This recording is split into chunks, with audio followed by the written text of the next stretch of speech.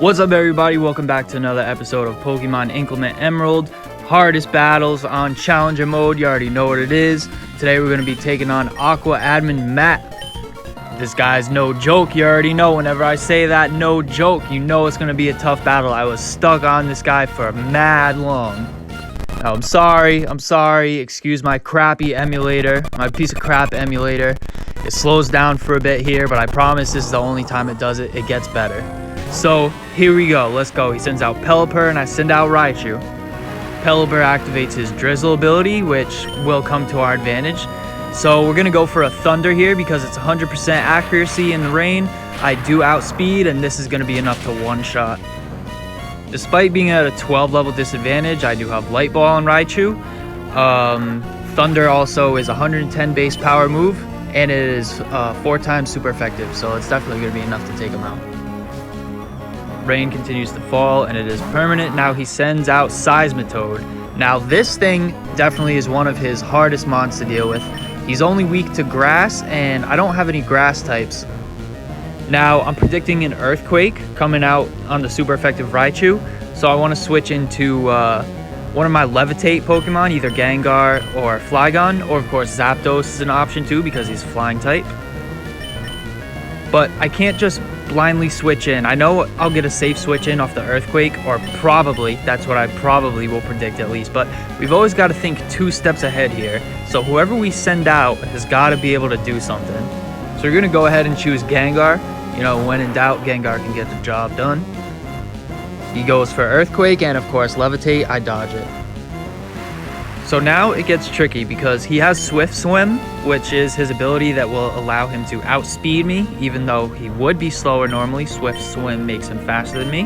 We're going to go for the Hypnosis right off the bat, but not without first Mega Evolving. That's right, folks. We got Mega Gengar up in this piece. Let's go. We got Mega Gengar. He hits me with a Rain-boosted Liquidation, which all Water-type moves are boosted in the rain. And Gengar holds up by just enough, and the Hypnosis hits. We needed that to hit. Perfect. So now that we survived his attack and we got him to sleep, we can start making some moves now. Let's go. We're going to go for the Dream Eater, of course. Get off some good damage and hopefully restore some health. Not super effective or anything like that. Just going to be neutral damage. See how much it does. And it does about half, a little over half. Pretty much what I expected. I knew I wouldn't be able to one-shot him. We're just going to need him to stay asleep for one more turn so we can get another Dream Eater off and finish the job.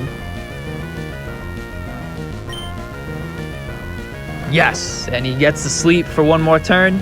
We're going to get the Dream Eater, and that's going to be it for Seismitoad. So that's huge. He definitely gave me a lot of problems this battle, but we were able to shut him down, put him to sleep, and take him out. And we're in a good spot now too. We managed to restore a lot of health off of that Dream Eater. So we're in tip-top shape for whoever he sends out next. Another turn of rain goes by. Don't worry, we're going to get rid of it eventually. We just got to wait for the right opportunity to get Tyranitar on the field to blow it over with the Sandstorm. Now he sends out Dhelmise as his next Pokemon. This thing is a Ghost Water type, and it's very slow and very bulky. So keep that in mind. I know I'm not going to be able to one-shot here with Shadow Ball. I know it's crazy. Super effective Shadow Ball from Mega Gengar won't be able to one-shot, but I know it doesn't from previous battles. So we got to predict what he's going to do here. I take a minute to think at this point because I'm sweating a little bit. I don't know what to do, really. I take a minute to weigh my options, and I figure I go for the best play, which is just going to be staying with Gengar and go for the Shadow Ball and get off the damage. Hopefully it does a little over half, which it does, and we got him in the yellow. That's good. That's good. Goes for Phantom Force, which this works out perfectly, and you'll see why in just a minute. So Phantom Force is a 2-turn Ghost type attack, but now that he's using his first turn to charge it up, I can go ahead and switch into either a Tyranitar who will resist it, or a Snorlax who would be immune to it altogether. But we're going to opt for the Tyranitar because we do want to get him on the field, whip up that Sandstorm, and get rid of the rain. So Tyranitar is out to play. We get hit with the Phantom Force. It shouldn't do very much damage at all, and we're in a good spot. We got a relatively safe switch in the Tyranitar here. Now, like I said, Dhelmise is really, really slow. So even Tyranitar is going to be able to outspeed. We go for the Crunch, super effective, dark against Ghost type, and that's going to be enough to take him out. Now we're in a decent spot here. We got Tyranitar out in the field, and sometimes it's kind of hard to safely get him onto the field. He's vulnerable to a lot of different type of super effective attacks, considering his typing, his rock, dark. And so next he sends out heliolisk. Now, this thing was tricky for me because I didn't know what its typing was. I know it's electric, and then I thought it was like electric ground or electric dark or something like that. But I finally learned that heliolisk, I can't even pronounce his name right. He is an electric normal type. So we're gonna weigh our options here. I know this thing knows Focus Blast, so we need to get Tyranitar out of there immediately. We're gonna opt to switch for Flygon here. He should be able to take at least one attack, and he goes for the Focus Blast. There it is. Let's see if our boy Flygon can hang on. He should be able to. And tanks it like a boss, hangs on in the yellow. We're gonna get the special defense drop, but that's okay, it doesn't really matter. As you can see, he also has a life orb, so he's hitting hard, man. At this point, I'm shaking in my boots, man, to be honest. I'm sweating here. I'm hoping for a Focus Blast miss, but he doesn't even go for Focus Blast. He goes for Grass Knot and finishes me off. So that was a waste of a turn. Sorry, Flygon. Not my best play right there. I guess I was hoping he'd use Focus Blast again, and it's 70% accuracy. I was hoping he would miss, and then I could finish him with a super effective Earthquake from Flygon. But not everything always goes as planned. We just have to adapt. And that's all part about being the best Pokemon master you can be. Right? You gotta adapt to every situation. So I like predictability. I like knowing what he's gonna use next. I didn't even know he knew Grass Knot. So we're gonna send out Tyranitar and bait a Focus Blast into Gengar, because it's gonna not affect Gengar. Normal moves don't affect Ghost types. So he goes for the Focus Blast as predicted, and Gengar gets a safe switch onto the field.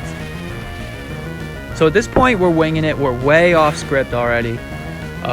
So here we're gonna hope for either Grass Knot, which won't be very effective at all against Gengar's poison typing, or he'll go for a Focus Blast again, although I don't think the AI is that stupid. He won't go for Focus Blast again. Or he can go for Thunder, which now that the rain is gone, has a good chance to miss. So here we gotta kind of just roll the dice, and because he is gonna outspeed me, I think, and he does go for the Thunder, and he misses. Perfect. That's all we needed. And the Hypnosis lands, let's go. That's what I'm talking about. Sometimes you gotta just take that chance. When you're dealing with moves that have low accuracy, like 60, 70% accuracy, sometimes it's about weighing your options and which options have the most probability to get you the victory.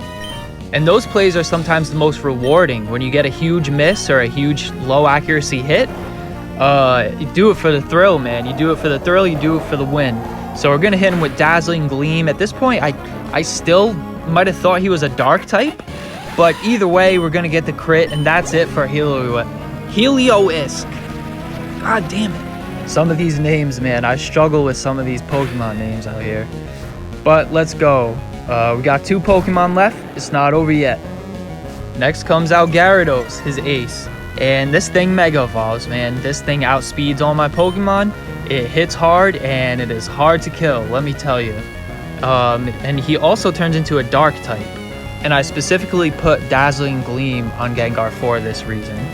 However, like I said before, Gyarados is going to outspeed Gengar.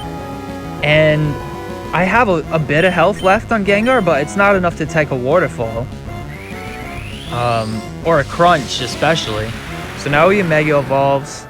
And just take a minute to admire the sprite artwork. Looks so badass. And wait a minute, what? I do outspeed. Okay, Gengar, I see you. We hit the Dazzling Gleam, and that does a ton of damage. He's gonna hit us back with Earthquake, but that's okay. I think, yeah, that's gonna be it for Gengar, but shockingly enough, we were able to outspeed him and get a good chunk of damage off before Gengar went down. So things aren't turning out so bad. We're starting to turn the tables, and things are going in our favor. We still got 4 Mons left versus his 2. Now, who can I send out that can stand up against a Mega Gyarados? So at this point, I know he's got a Earthquake, a Waterfall or a Liquidation, some type of water move, and Crunch. I don't know what the 4th move is, but I think Zapdos is a good play here. If Gengar is able to outspeed, then Zapdos should too, right? We're going to go for this Tailwind. This is going to be so crucial just in case this happens. I should have been more careful and checked the Mega Gengar's speed versus Zapdos speed. And then I would have known that Zapdos wouldn't outspeed. But unfortunately, and it was a crit too. He hits me with the crit. And I really think Zapdos would have been able to tank that if it wasn't a crit. And then the Tailwind would have set me up for Raichu to come in and finish him off. But unfortunately, we don't have Tailwind on our side at this point. So there goes that idea. But our next best option is to go ahead and send out Snorlax. Snorlax's physical defense isn't that good, and I got rid of Curse specifically for this battle to make room for a Seed Bomb. However, I think more importantly is because I'm not confident that I can finish this thing off, even with a Seed Bomb here or a Body Slam. I think more importantly is that I get off a Rock Tomb, which is going to lower his speed. He goes for the Waterfall first. Of course, he's going to outspeed Snorlax, but he should be able to take this. And wow, just barely survives a crit. And the flinch too! A crit and a flinch. So unlucky. But hey, I mean, that's what I get, you know, from all those landed hypnosis from earlier on in the battle. Like I've said before, the game always finds a way to balance itself out. And we're going to go for another Rock Tomb here. But it is in vain because Snorlax does not live to see another turn.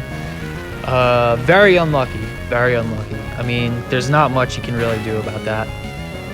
Except adapt. That's all you can do. That's right. Just gotta adapt. So at this point, Gyarados is low enough that I can just send in Raichu and use a priority move, Extreme Speed. And it still makes me a little bit nervous because Raichu isn't that strong if the Extreme Speed is going to be enough to take him out. But he is Light Ball. He does have 80 base power. Extreme Speed, that is. Just checking Raichu's attack stat real quick to make me feel more confident in this. But let's go. We're going for it. Extreme Speed. Raichu, you got this. Don't let me down. Is it going to be enough? A crit. Let's go. Let's go. I don't know if that crit mattered, but either way, Raichu saves the day. Let's go. Let's go. That thing was a menace, Mega Gyarados. That thing was a problem. And now it's all downhill from here. Let's go. Next, he's going to send out Toxicroak. Now, this thing isn't very fast. And I have Tyranitar still in the back.